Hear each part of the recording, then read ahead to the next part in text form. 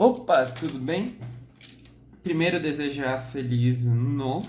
Entramos no novo ano. E continuando, né? Agora, mesmo que seja um ano novo, vamos continuar com o que a gente estava fazendo. Que agora é a prova do IME. A última questão da prova que eu estava fazendo. Para fechar essa prova de química, que é a questão 10. Que vai aparecer aí para vocês. Que ela é uma mistura de vários assuntos. Ela mistura crioscopia com orgânica. É principalmente orgânica, sim, mas mistura um pouco de crioscopia. Mas é uma coisa que aparece seguido, assim, tipo, esse tipo de questão aparece seguido. A parte da crioscopia, às vezes eles usam ebullioscopia também, é pra achar a massa molar sempre. Sempre mais ou menos isso. E aí o resto é orgânica. Tá? O IME gosta de orgânica, então é normal ter mais de uma questão de orgânica. Seria estranho não ter mais de uma questão. Ok, vocês viram a questão aí? Vamos fazer então questão 10 para fechar essa prova. Bem, o que acontece? Ele fala que um composto aromático que tem 59 gramas desse composto é misturado numa solução de 100 gramas de benzeno.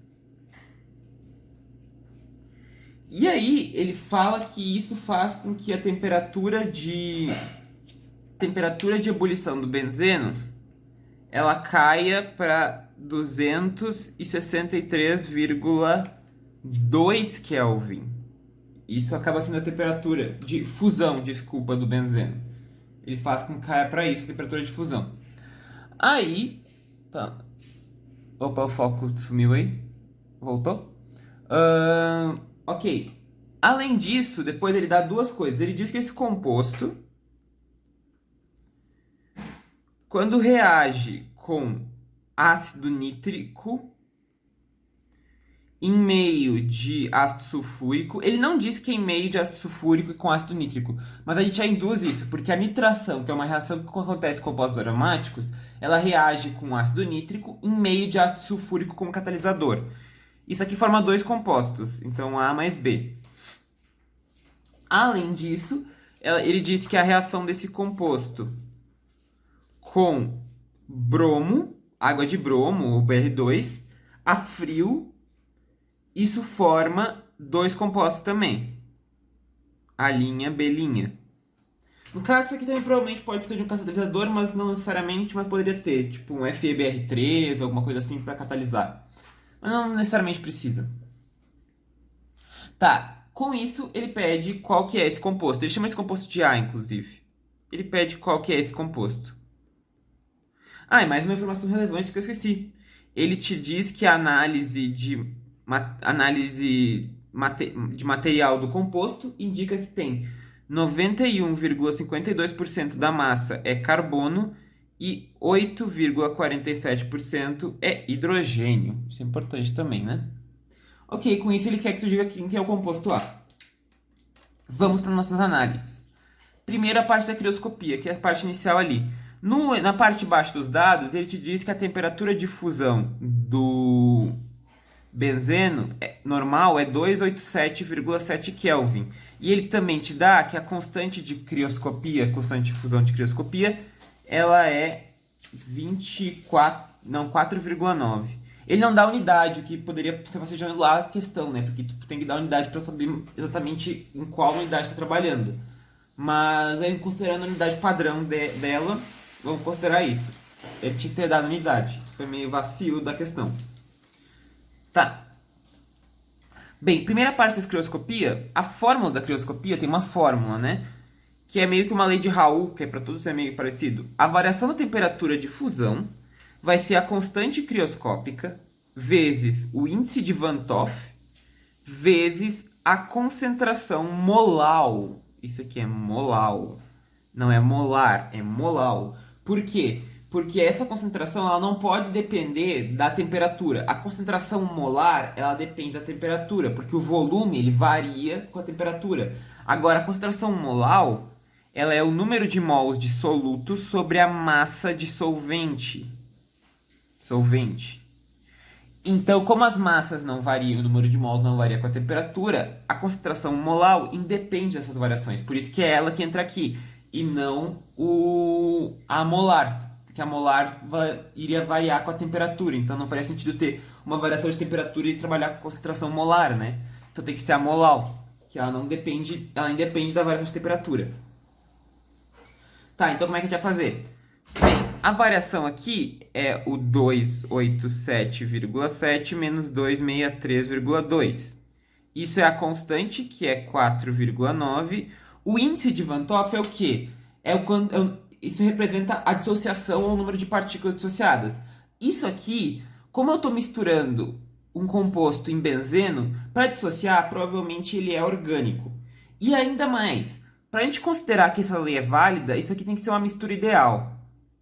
Isso é um pressuposto da validade dessas propriedades que são dessas propriedades coligativas. Para a gente usar essas fórmulas, a gente tem que considerar que essas misturas são ideais. E para uma mistura ser ideal, o que acontece? Esse composto tem que ser muito próximo desse. Ele não pode ser algo extremamente distinto. Então, provavelmente, esse composto aqui é algo aromático também. E faz sentido com as reações que a gente vê aqui, porque a gente vê reações de aromático. Quanto ácido nítrico, Br2, é reação de aromático. Então, a princípio, ele é um composto aromático. Então, o índice de Van 't Hoff dele vai ser 1, porque ele não vai dissociar. Composto orgânico dificilmente dissocia, né? Só fenóis e ácidos. Fenóis muito pouco, nem dá para considerar 1 também. Mas ácidos pode ser dissocie, mas é pouca coisa que dissocia de composto orgânico. E a concentração molar vai ser o número de mols do solvente. O número de mols do solvente que eu posso fazer como para achar? Ele é a massa do solvente, que é 59 gramas, dividido pela massa molar do solvente, que eu não sei. Do solvente não, do soluto, desculpa. Do soluto que eu não sei.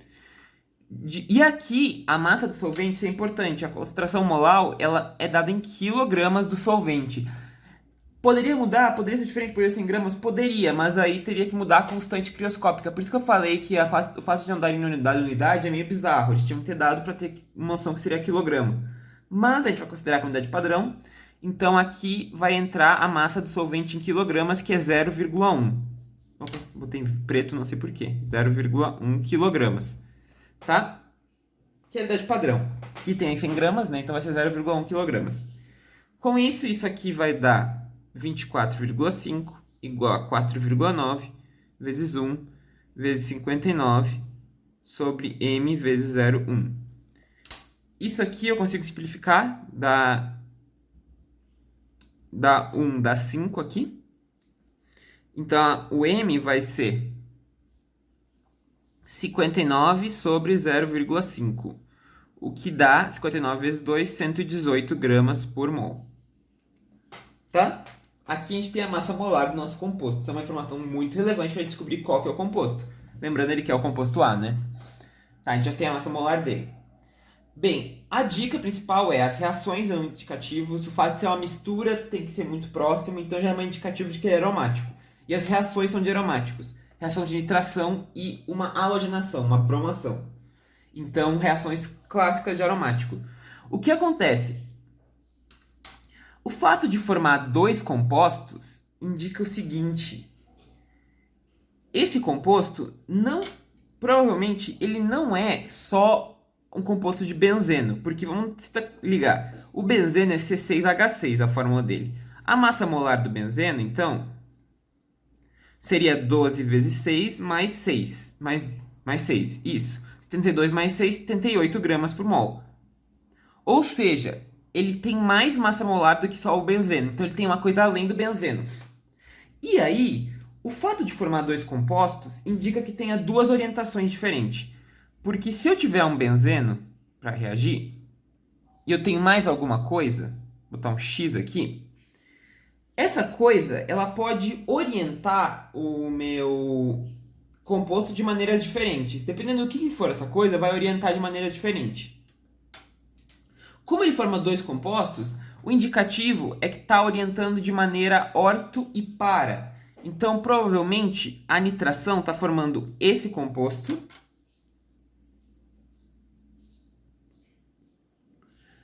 E esse composto. O meta não forma. Lembrando, os orientadores são orto-para-dirigentes ou meta-dirigentes. Meta-dirigentes é duas distâncias daqui e orto-para é a posição 1, 4. Então, você está formando dois, é um orientador orto-para, para formar dois compostos. No bromo, igual, ele vai orientar orto-para. Então, ele é um orientador orto-para dirigente, ok? Orientadores orto-para dirigentes são normalmente orientadores que não entram em ressonância com o anel. Não, desculpa, que não é que não entram em ressonância com o anel. São orientadores que não têm ligação dupla, normalmente. Porque a ligação dupla faz com que a posição meta fique menos repelente.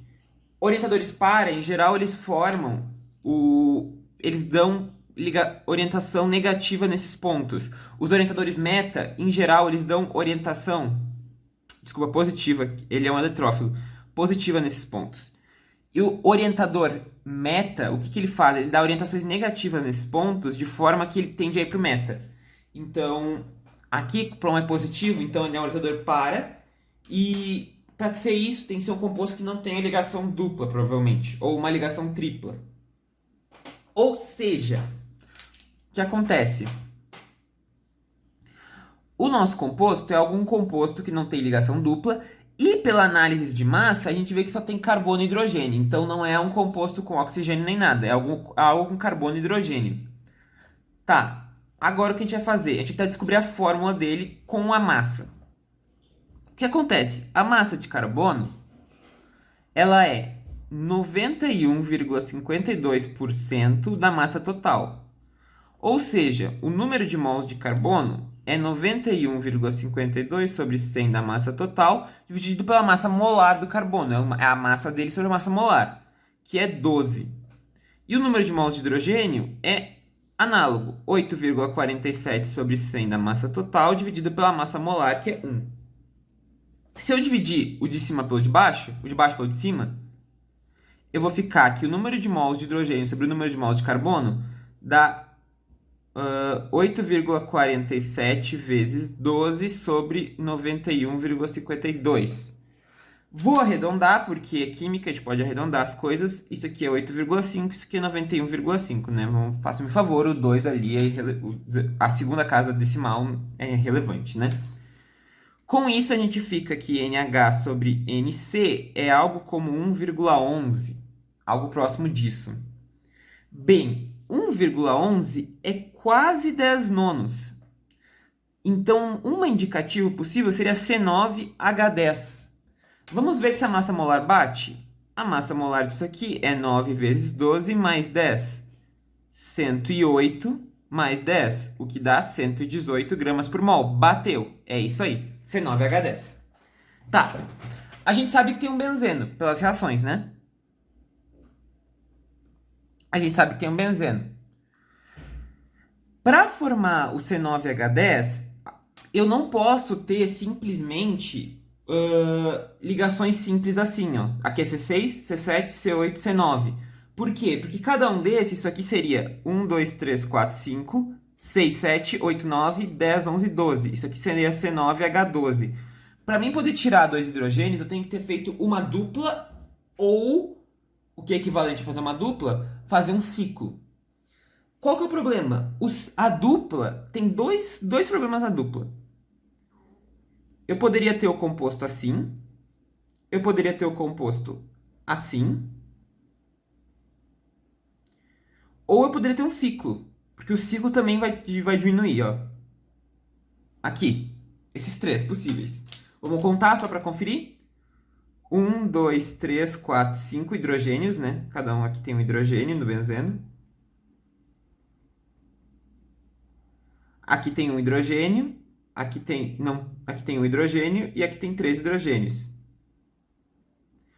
1, 2, 3, 4, 5, 6, 7, 8, 9, 10. Todos eles têm 10. A dupla equivale a um ciclo, né? Aqui tem 2 hidrogênios, 2 hidrogênios, 1 hidrogênio e 1 para cada aqui, para o benzeno, né? 1, 2, 3, 4, 5, 6, 7, 8, 9, 10. Todos eles têm 10, tu vê. Esse aqui é análogo, tu mudou a dupla de lugar. O que acontece? Desses três compostos bate a fórmula, que é C9H10, que é a fórmula que a gente chegou. Só que os com dupla tem a primeira questão. Dupla indica uma orientação meta, porque a ressonância que ele faz com o anel faz acontecer isso aqui, que é ficar negativo nas posições ortopara, e o eletrófilo não consegue entrar. Então, dupla já é um problema ali. Outro problema, no enunciado diz que a bromação, ela forma dois compostos. O problema é que a bromação, quando tem uma dupla, o bromo pode atacar a dupla, porque a dupla funciona como um eletrófilo também. Então, a bromação poderia quebrar essa dupla e formar a ligação de bromo aqui. Então a gente teria mais do que dois compostos, teria provavelmente 4 compostos formados. A gente poderia formar bromos aqui. Além das orientações. E seria no meta aqui, né? Seria no meta. Então seria muitos compostos que poderia formar, ou um só. Então não tá certo. Dupla não dá. Ou seja, o único composto possível é esse aqui. Então a letra A, no caso, ele é o quê?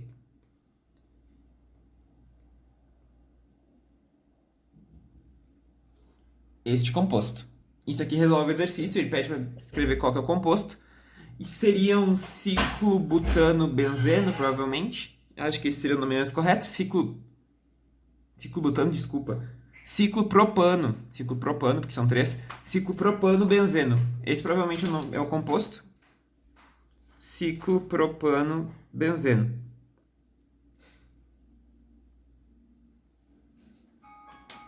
Então, é isso, gente. Se gostou do vídeo, curte, comenta, compartilha, se inscreve no canal, ativa o sininho para receber notificação quando vem vídeo novo. Na descrição do vídeo eu vou deixar e-mail para quem tiver aula, que gostaria de aula particular. E fechamos a prova de química. Vamos agora para a prova de matemática dessa prova do IME de 2000. Vamos para matemática na próximas... por vez que a gente fizer IME, ok? Então, é isso. Um abraço. Valeu!